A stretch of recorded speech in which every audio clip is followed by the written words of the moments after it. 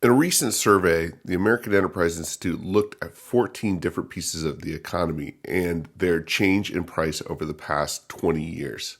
And surprise, surprise, the areas where the government intervened the most increased the most in price. Let's take a look at it. First, let's go over the stuff that got cheaper. First up, TVs. TVs are massively less expensive. They are 85% cheaper than they were in 2000. Consider that you can go into Costco right now and get a 100-inch TV, 100 inches, for $2,000. That is amazing. Remember also, this survey was done in nominal terms, that is, not adjusted for inflation. So 85% less than in 2000, but then when you adjust for inflation, it's even cheaper.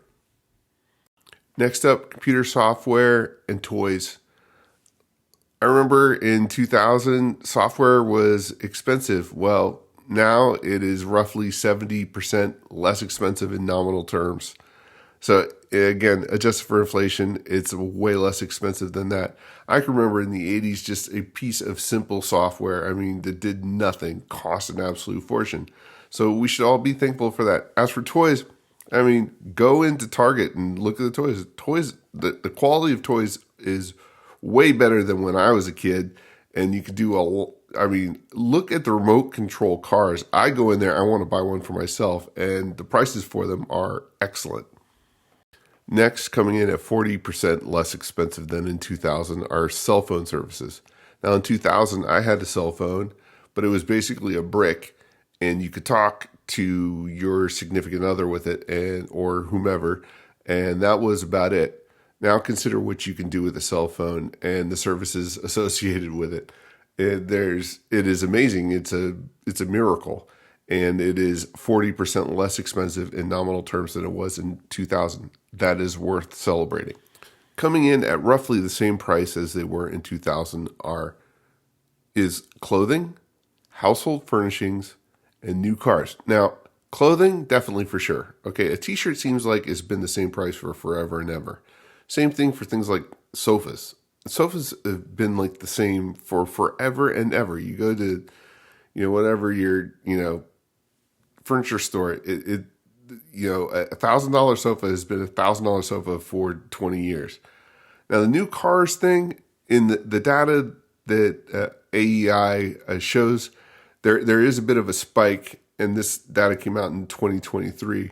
There is a bit of a spike there. I think it's spiked quite a lot since then. A new car is going for roughly $50,000 on average now, and that is significantly more than 2000. But that being said, those areas have held roughly steady. Now for the bad news, and largely the bad news comes from highly regulated parts of the economy. Coming in at 80% are two biggies: housing and food and beverages. Now, these two just hit the average person in the pocketbook. The average person needs to have housing, and the average person needs to eat. And since 2000, the prices of housing and food are up 80%. That makes an impact. And now a blip of good news. Hourly wages for the typical worker are up roughly 100%. So that's good. And as of this information, again, and this is 2023-ish, the typical wage earner is outpacing inflation. Whether that is still true is an open debate. Anybody has any information on this, please leave it in the comments. Now, snapping back to reality, childcare is up 120% since 2000. Now, I remember putting my kids in childcare in the early 2000s, and it cost an absolute fortune. We didn't have a lot of money, and it was just tough.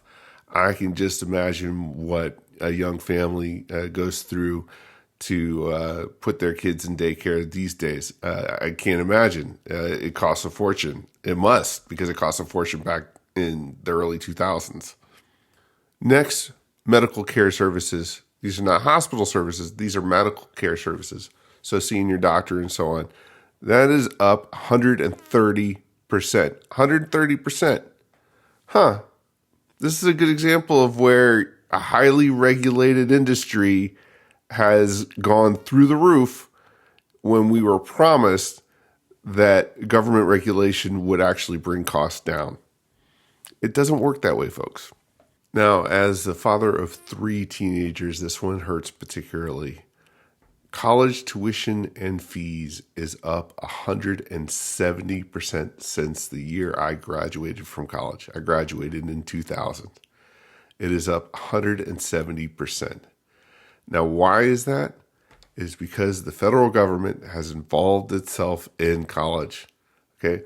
All of the federal grant programs, all the federal aid programs, all of that has inflated the price of college. All of these student loan programs, all of this money that has come in through the federal government, all right? All these kids applying for this money, it all just flows through them and into these colleges, which has inflated the price tag of all universities across the board. We have got to do something here, okay? The government got involved to make college more affordable and more accessible, and what it's done is created a generation of debt slaves. That is wrong. We need to do something radically different in higher education, okay? College should not be this expensive. Think about what you did in college. Should it be, $75,000 a year? No, it shouldn't. And lastly, coming in at 220% more expensive than in the year 2000, and it's probably a lot more than that now, are hospital services. So going to the hospital is going to cost you 220% more than it would have in the year 2000. Now, why might that be? Well, it's for the same or similar reasons to why the cost of college is so much higher. The government got involved. Obamacare was supposed to bring down the price of healthcare. It did no such thing. In fact, it was, as we have pointed out many, many, many times, Obamacare was constructed as essentially a vehicle for crony capitalism. Okay, the big healthcare companies made a ton of money. Okay, it shook out all of these independent, small-time providers. Right, the doctors that had their little offices and stuff, they couldn't survive. They had to get folded into the big giant corporations that could then work with the federal government. And then everybody got together, and guess what? Prices went up. So there you go. What do we see?